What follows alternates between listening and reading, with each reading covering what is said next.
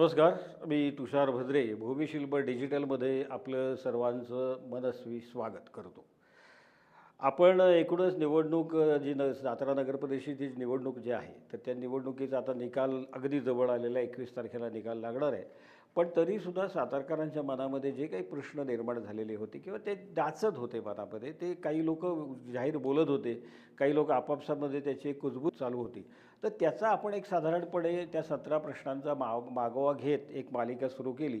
एक ती विश्लेषणाची, म्हणजे त्याच्या मागचं नेमकं काय घडलं होतं, खरं लोकांना जे वाटतं ते खरं आहे का खोटं आहे, का त्याच्यामध्ये सत्यता आहे का असत्यता आहे, का आपलं नुसतेच काही रूमर्स आहेत, काही अफवा पसरवल्या जातात. आणि साताऱ्यामध्ये एक गंमत अशी आहे की राजकारणामध्ये ज्याला जे वाटेल ना ते त्याचं ते ॲनालिसिस असतं आणि तो त्या पद्धतीनंच ते बोलत असतो आणि असा दावा करत असतो की अरे हे माझ्यासमोरच जणू काही घडलेलं आहे. पण मी एका एपिसोडमध्ये असं म्हटलेलं होतं की सकाळी 9 ते 12 यावेळचं राजकारण हे वेगळं असतं, दुपारी 3 ते 6चं राजकारण वेगळं असतं, 6 ते 9चं वेगळं असतं, 9 ते 12चं वेगळं असतं आणि रात्री 12 ते पहाटे 3चं राजकारण हे वेगळं असतं. त्याच्या संदर्भामध्ये अधिक बोलत नाही मी, पण तरीसुद्धा त्याच्यामध्ये काही खरं नसतं.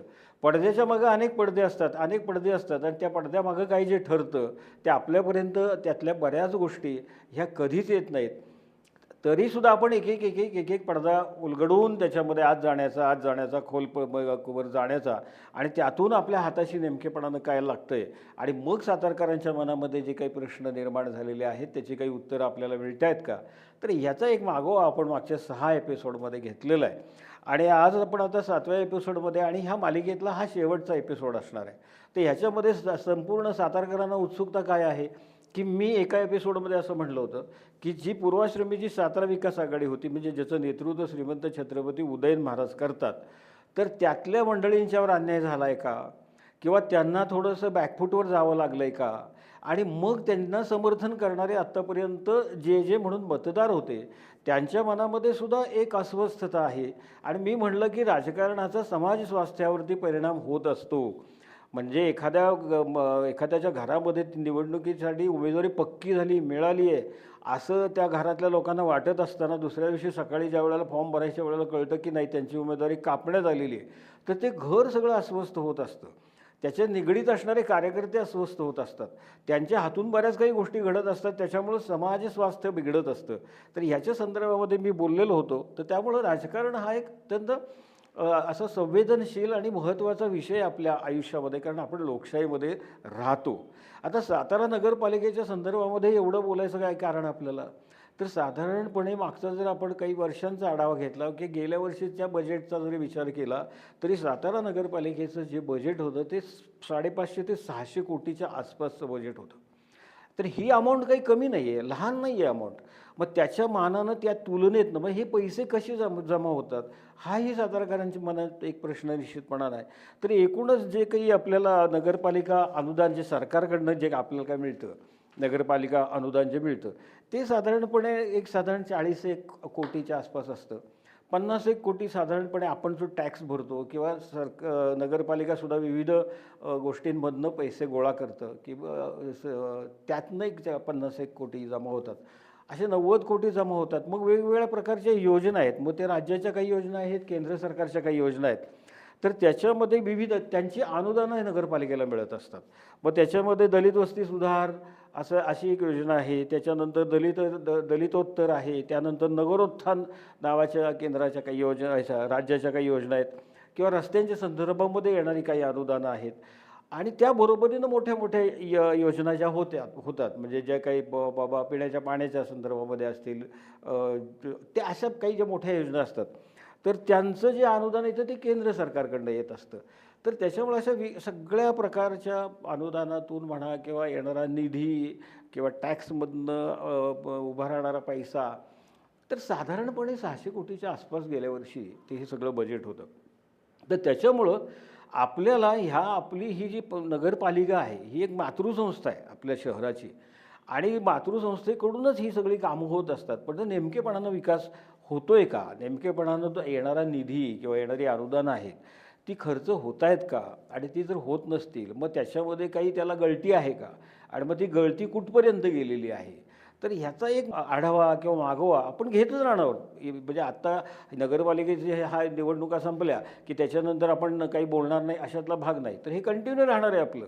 आपलं निश्चितपणानं ह्याच्याकडे लक्ष राहणार आहे आणि मग त्याचाही आपण आढावा, मागोवा, त्यातली सत्यता, असत्यता हे आपण पडताळून बघणार आहे. त्यानंतर नगरसेवक व्यवस्थित काम करतायत का नाही, अधिकाऱ्यांच्याकडनं जो काही रिस्पॉन्स पाहिजे विकास कामाच्या संदर्भामध्ये तो व्यवस्थित मिळतोय का नाही, किंवा नेत्यांच्याकडून सुद्धा विनाकारणपणे अधिकाऱ्यांच्यावर तर काही दबाव वगैरे येत नाही ना, या सगळ्यांच्याकडे आपण लक्ष ठेवून असणार आहोत. आपण त्याच्यात भाष्य करणार आहोत. आजचा जो आता हा जो महत्त्वाचा विषय आहे त्याच्यामध्ये एक महत्त्वाची गोष्ट अशी आहे की या निवडणुकीमध्ये नागरिकांच्या मनामध्ये असा का प्रश्न निर्माण झाला की सातारा विकास आघाडीशी संबंधित असणाऱ्या गोष्टी आणि उदयन महाराज, तर ह्यांना थोडंसं डावलण्यात आलं, बाजूला केलं गेलं किंवा त्यांच्या मताला किंमत दिली गेली नाही.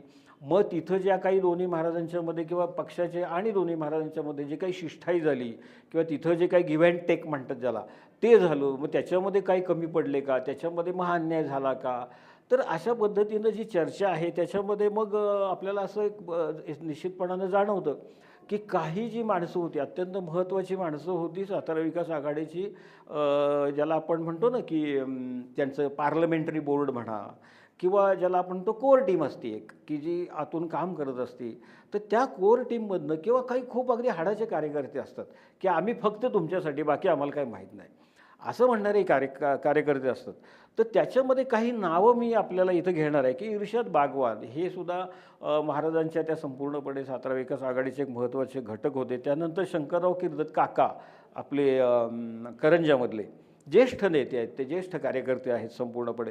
त्यानंतर रवींद्र भारती म्हणजे रवींद्र झुटिंग, त्यानंतर बाळासाहेब ढेकणे करंजातले अगदी म्हणजे आपल्या अदालत वाडल्यामधले कैलासवासी श्रीमंत छत्रपती शिवाजी महाराज, ते पण नगराध्यक्ष होते. म्हणजे त्या काळापासून निगडीत असणारा असा आणि राजघराण्याशी किंवा शिवाजी महाराजांशी त्यानंतर उदयन महाराजांशी अत्यंत निष्ठावान असणारा असा कार्यकर्ता आणि सातारा विकास आघाडीसाठी काम केलेला कार्यकर्ता म्हणजे बाळासाहेब ढेकणे, ते पण करंजामधले आहेत. त्याच्यानंतर कॉम्रेड किरण माने, तर ते साताऱ्यामध्येच आहेत, परंतु ते काही राजकारणात थेट नव्हते, परंतु त्या कोर टीममध्ये काम करणारे असे होते. त्यानंतर धनश्री महाडिक ह्या महिलांमधल्या एक चांगल्या कार्यकर्त्या होत्या. आता त्यांनी यावेळेला बंडखोरी केली होती, त्या उमेदवार म्हणून तिकडं त्यांनी एक लढा दिलेला आहे. बघू आता त्यांचा काय निकाल लागेल तो आपल्याला 21 तारखेला कळेल. त्याच्यानंतर संग्राम बर्गे, त्यांचं नगराध्यक्षपदासाठी नाव पुढं आलं आणि मग त्यांचं तिकीट नाही म्हटल्यानंतर ते कुठंच प्रक्रियेमध्ये दिसले नाहीत.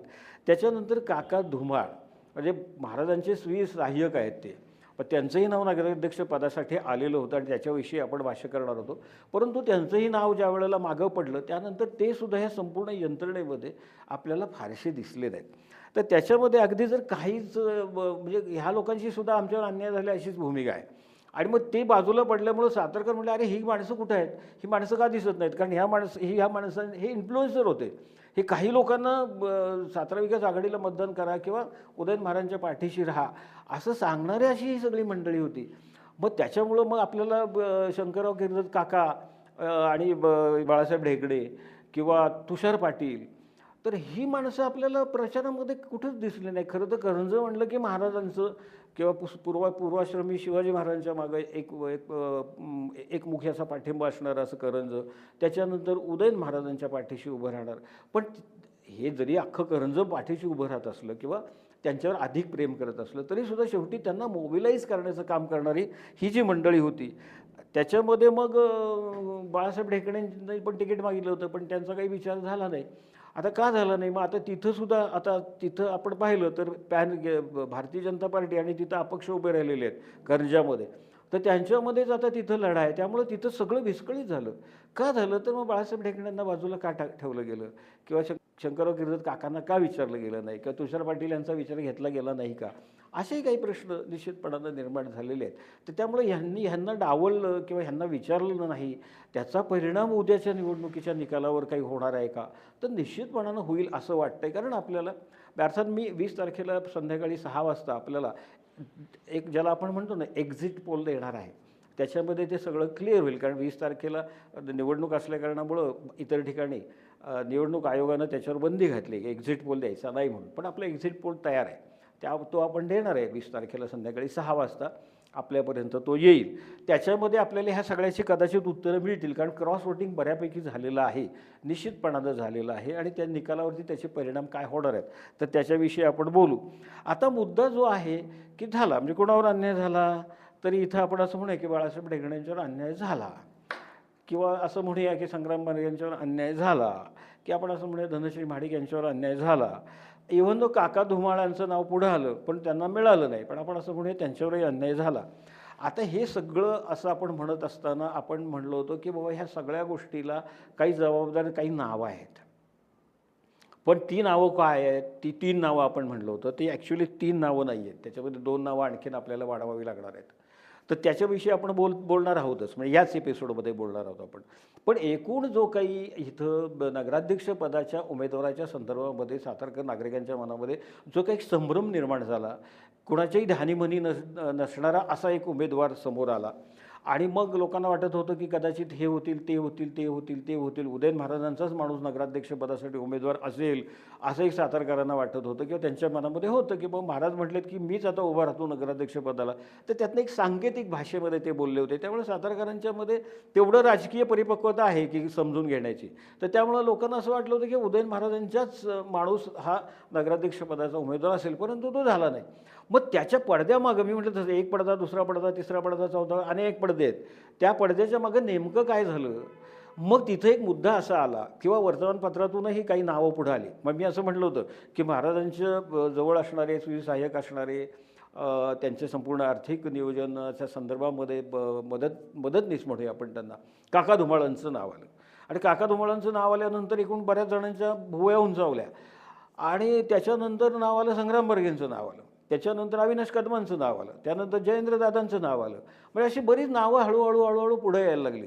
मग एकदा असं ठरलेलं होतं की काही नाही, उदयन महाराज म्हणतील तो नगराध्यक्षाचा पदाचा उमेदवार असेल, अशी एक साधारणपणे सातारमध्ये हवा झाली की मधनंच एक टूम आली की दोन्ही आघाड्यांमध्ये म्हणजे दोन्ही महाराजांच्यामधनं समन्वयाचा उमेदवार असला पाहिजे. आता एकदा जर असं ठरलेलं असेल की बाबा जे काय असेल ते उदयन महाराज ठरवतील, तर मग ते समन्वयाचा हा विषय येतो कुठून? मग तो समन्वयाचा उमेदवार असावा, तर ही टूम कोणी काढली? तर मग आपल्याला असं तिथं असं दिसतं की मग तिथं गंमत खऱ्या अर्थानं सुरू झाली. म्हणजे जरी उदयन महाराजांचा नगराध्यक्ष पदाचा उमेदवार असला तरी तो समन्वयाचा असावा. म्हणजे मग समन्वय म्हणजे काय, तर तो मग शिवेंद्रबाबांच्या किंवा त्या शिवेंद्र महाराजांच्या आणि उदयन महाराजांच्या दोघांच्या विचारांचा समन्वय असला पाहिजे. मग दोघांना जे योग्य नाव वाटेल तेच ते पुढं आलं पाहिजे. खरं तर असं नाही पाहिजे ना, कारण याच्यामध्ये काही 22 तुमच्या जागा, 22 आमच्या जागा, नगराध्यक्षपदाचा उमेदवार समजा उदयन महाराजांचा ठरल्यानंतर उदयन महाराजांनी नाव घ्यायचा, विषय संपला. पण तर तसं झालं नाही.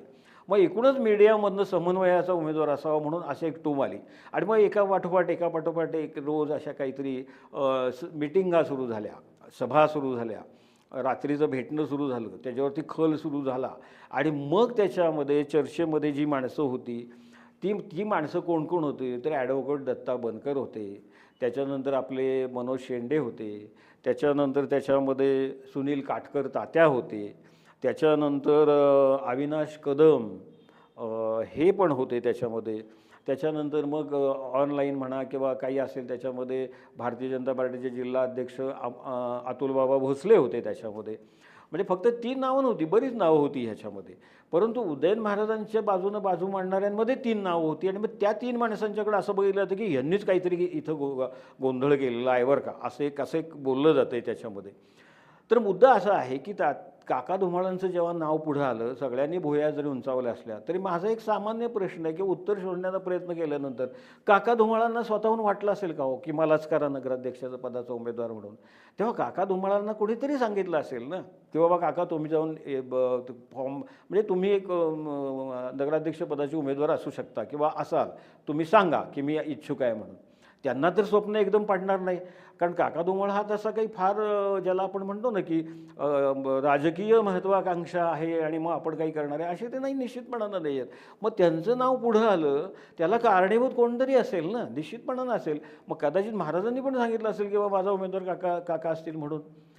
त्याच्यानंतर मग काय झालं, मग संग्रामचं नाव आलं. मग अंतर्गत काही सुरू झालं का, अरे ह्यांचं नाव कशाला, मग अंतर्गत ह्यांच्यामध्येच काही हाणामाऱ्या सुरू झाल्या का, म्हणजे हाणामाऱ्या म्हणजे शारीरिक अर्थात नाही म्हणत मी, तर त्या वैचारिक असतील किंवा कुरघोड्या करणं किंवा डावपेच प्रति डावपेच वगैरे वगैरे असं काही सुरू झालं का? मग कोर कमिटीच्या विरुद्ध काही ॲक्टिव्ह कार्यकर्ते ह्यांच्यामध्ये काही असा संघर्ष तिथं सुरू झाला का?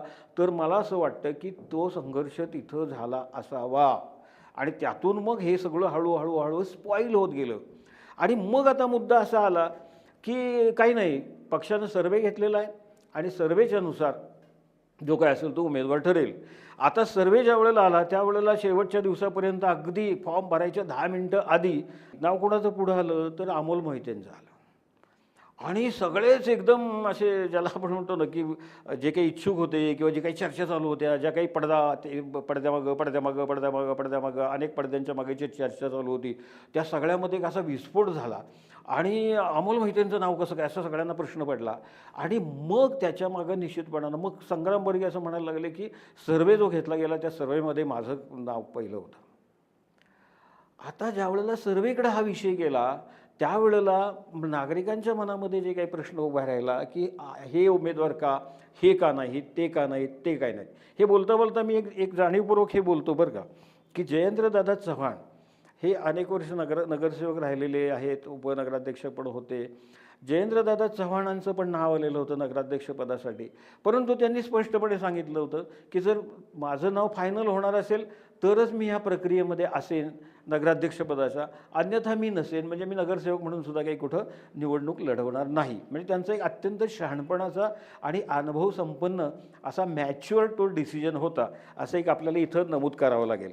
आता ज्यावेळेला अमोल मोहितेंचं नाव पुढं आलं आणि मग सर्वेचा विषय सुरू झाला की शेवटच्या 10 मिनिटं आधीपर्यंत मी आघाडीवरती होतो.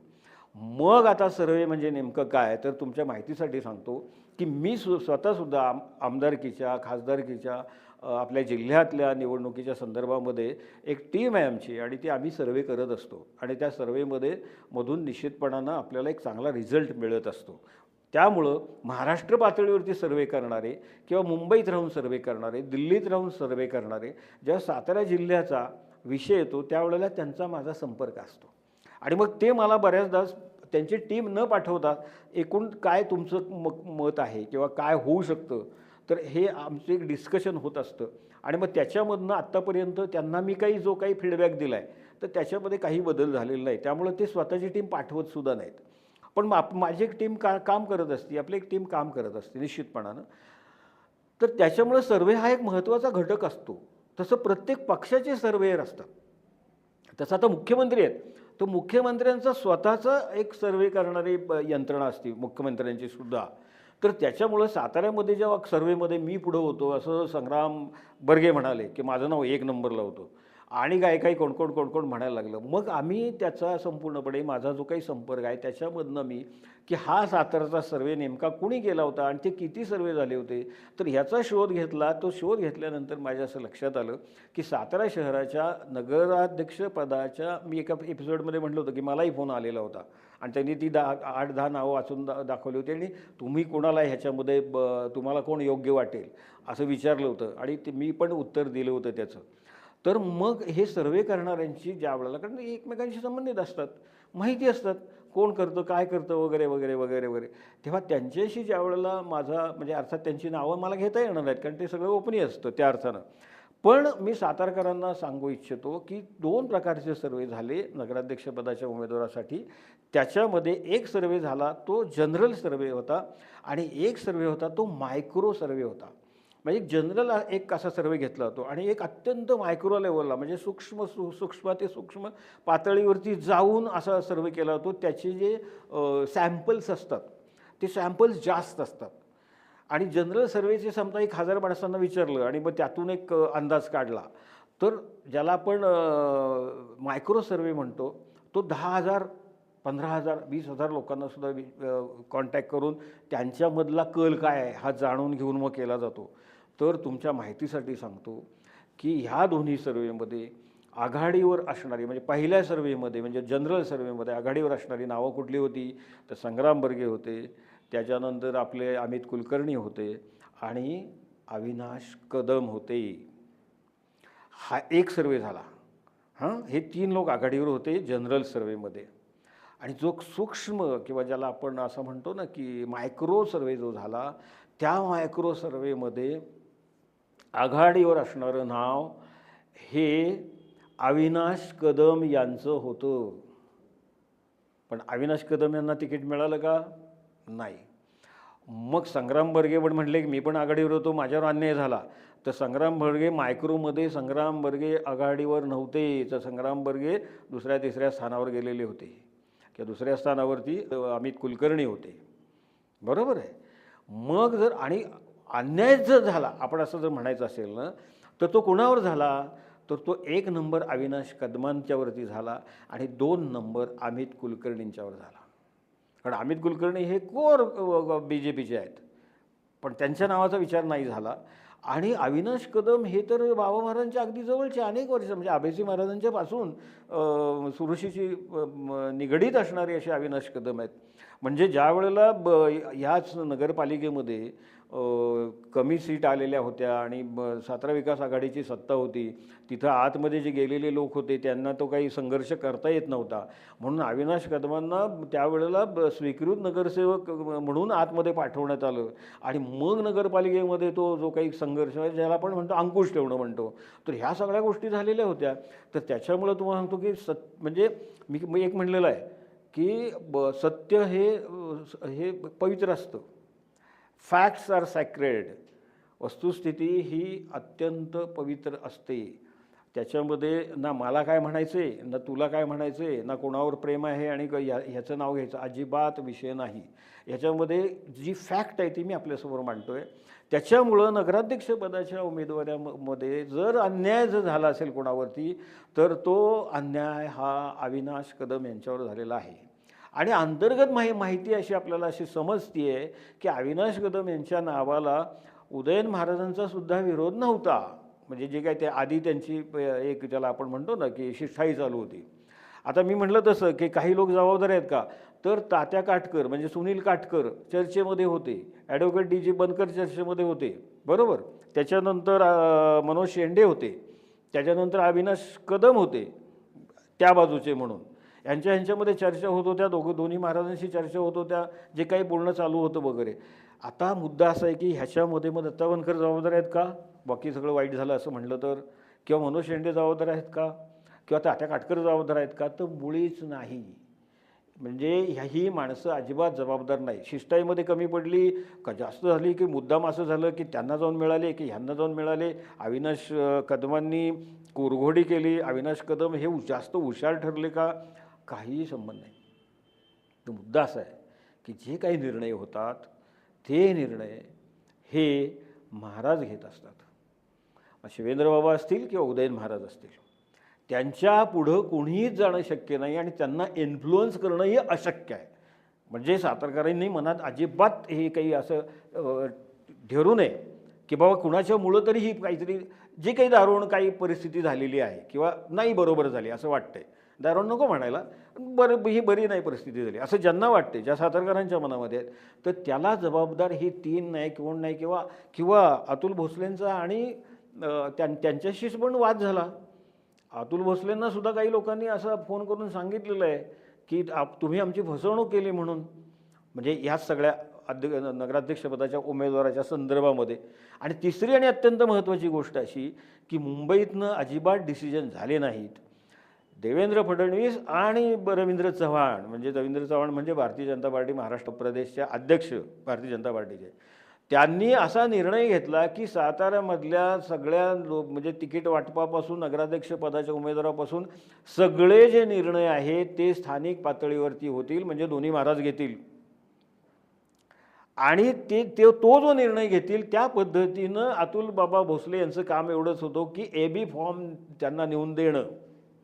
आणि ते बाबा 50 उमेदवार होते नगरसेवक म्हणून, 22 तुम्हाला 22 तुम्हाला, 22 बाबा महाराजांना 22 उदयन महाराजांना, नगराध्यक्षपदाचा एक AB फॉर्म.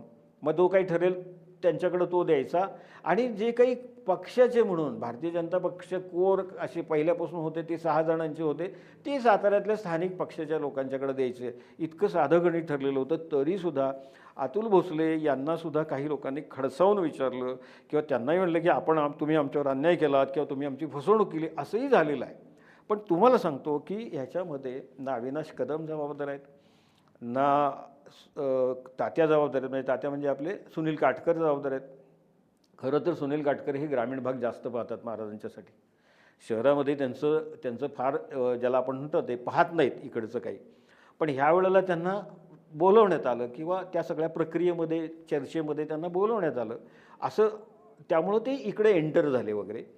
परंतु मग बनकर असतील किंवा मनोज शेंडे असतील किंवा आपले अविनाश कदम असतील, तर ही सगळी मंडळी त्या चर्चेमध्ये होती त्याच्यामध्ये. आणि मग वावरांचे आणि काही माणसं होते वगैरे. पण शेवटी असं आहे ना, काही चर्चा झाली, काही शिष्टाया झाल्या, तरीसुद्धा निर्णय प्रक्रियेमध्ये हे लोक तिथं असू शकतात, पण ह्यांच्या हातामध्ये कुठलाही निर्णय नाही, लक्षात घ्या. तेव्हा निर्णय घेणारे कोण होते? तर स्वतः उदयन महाराज होते आणि स्वतः शिवेंद्र बाबा होते, शिवेंद्र महाराज होते, लक्षात घ्या. तर त्याच्यामुळं ह्याचा कुणीही जबाबदार नाही. जर काही आपल्याला असं काहीतरी विचित्र झालं आहे असं वाटत असेल तर. त्यामुळे कोर कमिटीतल्या लोकांनी, ॲक्टिव्ह मेंबरनी किंवा ते पूर्वाश्रमीचं जे काही पार्लमेंटरी बोर्ड होतं त्यांनीसुद्धा असं काही एकमेकांच्यावर चिखलफेक किंवा धूळफेक करायची गरज नाही आहे.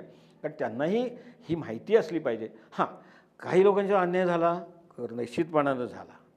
त्याच्यामध्ये मी म्हणलं जी नावं घेतली त्याच्यामध्ये बाळासाहेब ढेकणेंच्यावर अन्याय झाला का? झाला. त्याच्यामध्ये संग्राम बर्गेंच्यावर अन्याय झाला का? झाला.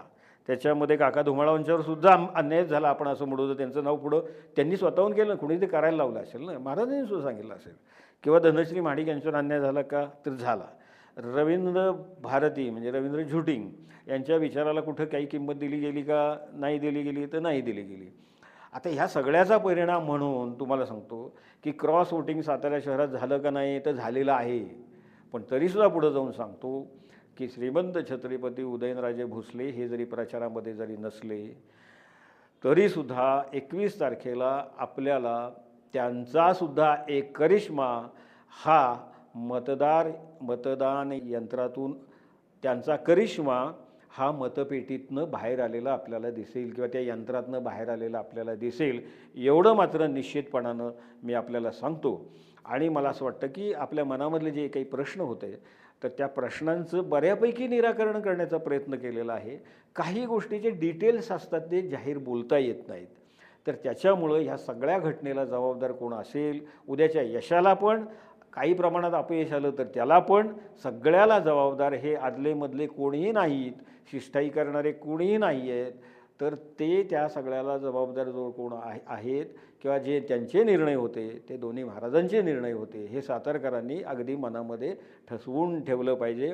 आणि जर अन्याय झाला असं जर म्हणलं आपण तर तो अन्याय संग्राम बर्गेवरती नाही झाला, तर तो अन्याय झाला तो अविनाश कदम यांच्यावरती झाला किंवा आपण असं म्हणू अमित कुलकर्णी यांच्यावरती झाला. तर त्याच्यामुळं की बऱ्याच गोष्टींच्या पडद्यामागं जाऊन त्याचा मागोवा घेण्याचा आणि शोध घेण्याचा आणि सत्य सांगण्याचा आम्ही हा प्रयत्न केला. मला असं वाटतं की आपल्याला निश्चितपणानं हे सगळं विश्लेषणाची मालिका आहे ते आपल्याला निश्चितपणे भावली असेल. 20 तारखेला संध्याकाळी 6 वाजता एकूण एक्झिट पोलसारखा जो पोल आहे किंवा काय नेमकं होईल तर हे आपल्याकडे येईल. आणि मग 21 तारखेला जे निकाल लागणार आहेत त्याचंसुद्धा 10 वाजता मतमोजणी सुरू होणार आहे. 10:30 वाजल्यापासून जे काही कल हाती येतील किंवा जे निकाल हाती येतील ते आम्ही तातडीनं तुमच्यापर्यंत पोहोचवण्याचा प्रयत्न करणार आहे. त्याचंही ॲनालिसिस आपण करणार आहोत. मग आपण आधी काय बोललो, लोक काय म्हणत होते, लोकांच्या मनात काय प्रश्न होते, त्याचे परिणाम झाले का? तर त्याच्यामुळं एक जाता एवढंच सुतोवाच करतो की प्रभाग क्रमांक 1 मधला निकाल पहिल्याच प्रभागामध्ये एकूण सगळ्यांचा निकाल काय लागेल ते स्पष्ट होईल. लक्षात घ्या तुम्ही. तिथंच आपल्या लक्षात कल येतील की लोकांनी क्रॉस वोटिंग केलं का नाही केलं. क्रॉस वोटिंग केलं असेल तर त्याचा निकाल काय लागणार आहे, किती अपक्ष येऊ शकतात वगैरे, ते सगळं आपण 20 तारखेला संध्याकाळी 6 वाजता मी त्याचा एक्झिट पोल आपल्याला देणार आहे. तूर्तास इथं थांबतो. धन्यवाद.